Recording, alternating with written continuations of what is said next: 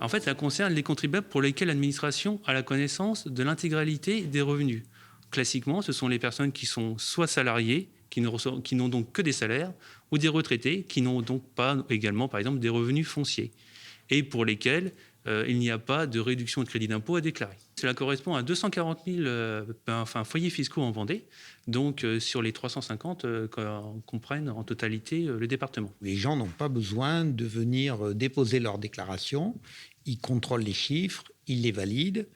et ensuite, ils ne font rien. Et c'est l'administration qui leur enverra ensuite, au mois de juillet, un avis d'imposition, de non-imposition. Les mesures relatives à la crise sanitaire sont de trois ordres. Le premier sont liés à la déduction des frais de télétravail. Le deuxième est la possibilité pour les bailleurs qui ont renoncé à un loyer pour les entreprises touchées par la crise sanitaire au mois de novembre, de déduire d'avoir un crédit d'impôt à hauteur de 50% sur le loyer qui a été retiré de l'entreprise. Et la troisième correspond à l'augmentation à 7 500 € du montant des heures exonérées pour les usagers qui ont fait des heures supplémentaires pendant la période du premier confinement, à savoir entre le 16 mars et le 10 juillet 2020.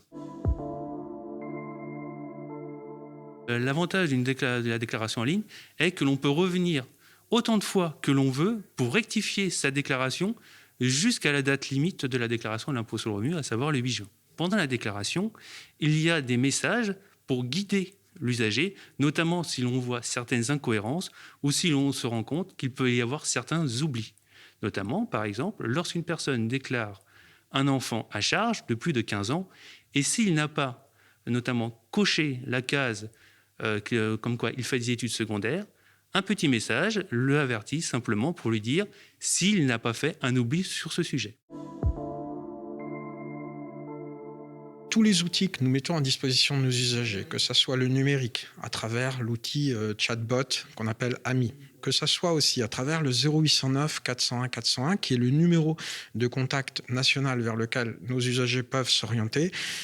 et que ce soit, in fine, les rendez-vous ou les contacts téléphoniques ou physiques que l'on peut avoir avec eux, on a une offre désormais multicanale qui nous permet d'être proche des usagers et de vraiment les accompagner, faire toute la pédagogie pour cet acte très civique qui est la déclaration sur le revenu.